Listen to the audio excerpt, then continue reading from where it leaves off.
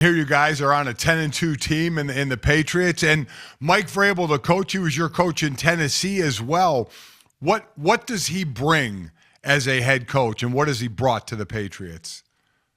Absolutely. I think it just starts with the identity and accountability. I mean, that's what I took from him. I mean, the entire team immediately is like, hey, let's build and establish an identity here. And like, we're going to hold each other accountable, player to player, coach to coach, coach to player, player to coach. There's going to be an open line of communication, and we're going to push this thing the right way together. You certainly have this year. I mean, you were here last year when you guys won, 4 games during the course of that season. So just how much different is the energy around town, around the game day environment, knowing the turnaround that you guys are in the middle of right now? Yeah, for sure. It's almost like playing still at home, but almost in kind of a different stadium. You know what I mean? The energy, seeing everything that comes with that, kind of seeing this whole community come to life a little bit has been a lot of fun. So, as Mike mentioned, you were with New England last year, Drake Maye's rookie year. What's been the biggest difference in his game from rookie year to this year? I think a lot of it isn't even like his arm talent or anything. He's always had that. I think, as you guys know, as a rookie year playing QB in this league, at times it feels like drinking out of a fire hose. So being able to see the off season, shoulders down a little bit, crack a couple jokes in the huddle. It's like, all right, there we go.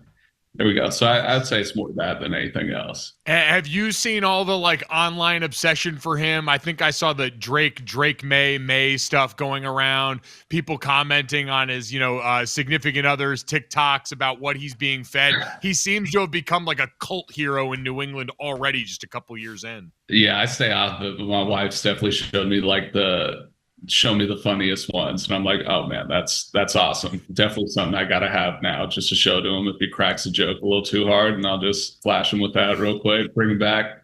The AFC the last few years it's been the Chiefs, it's been Baltimore, it's been Buffalo, and now you guys sit atop the AFC. Do you feel you get respect around the league for that? Yeah, I mean, the external stuff, that'll be what it'll be. The cool thing about our team is we're constantly just pushing each other. It's just true, that cliche 1 week at a time mentality. And it's because we started off the season being a 500 ball club, trying to figure out what we wanted to be.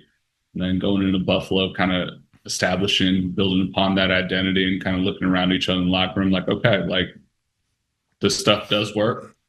We invest in, we put in the work in. So, that would be my answer to that. You mentioned, excuse me, the impact that Mike Vrabel makes as a head coach. But for Josh McDaniels, who's been a head coach in this league, been a coordinator around a lot in this league, especially in New England, what is his imprint on this offense? And I guess for you behind the scenes working, especially at tight end, why has he been so successful so often as a play caller in this league? Yeah, he obviously knows this place to a championship level. So being able to work with him, just the vast wealth of knowledge, the archives of teach tape, the nuances of how he wants the system done, and his ability to articulate it to the entire room, and especially the assistant coaches who were great in their own right, just all speaking the same language. It's allowed us to play fast. So you guys are playing the Giants on Monday night, and as a tight end, obviously you're a pass catcher, and tight ends are blockers as well. And the Giants, while the season not going great for them, certainly have a D-line worthy of run blocking and passing or pass rushing as well. So what do you see from that defensive line? Yeah, you know this, Mike, and both of you guys, the line of scrimmage doesn't care about your record.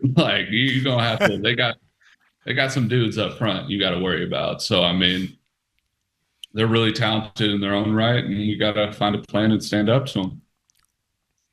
No, it's certainly been a group that has presented that challenge. The line of scrimmage doesn't care about your record is a line that I will absolutely be using going forward. That's good. An incredible bar. One of the other parts of this week and this time of year that's always so fun, people, My Cause, My Cleats around the NFL gives a lot of you guys the chance to spotlight things near and dear to you. I know for you, you'll be representing the Austin Hooper Foundation, the Arden Vale Foundation, and More Than Words. Just talk about what this mission is for you, your foundation, and what you're hoping to showcase here this weekend. Yeah, absolutely. So I started my foundation to help foster care, specifically those that are aging out of the system. Not as many resources for the 18, 19-year-old young man and woman as there were. When most people think of foster care, they obviously think of the infant, the toddler. They don't think about the young man or woman who just got their GED or pursuing their GED. So being able to partner with Arden Vale and More Than Words and being able to understand, because my side of it, I was thinking when I was learning more about this, I was like, let's provide clothes, electronics, things of that nature, and being able to work with Arden Vale and More Than Words and understand with them, hey, like these young men and women are twice as likely to experience PTSD compared to even combat veterans, which was the stat that really blew my mind. So being able to incorporate the mental health care component piece and understanding that each young man or woman has their own specific needs that they need to be addressed. And once we get there, then hey, we can go down the material route. So it's just being able to evolve the thinking of this and like what way can we affect change that's not just on the topical necessarily material level, even though that would be taken care of as well. The mental health component side from Arden Vale and More Than Words is something that really affected me and had me see this whole equation in a different way.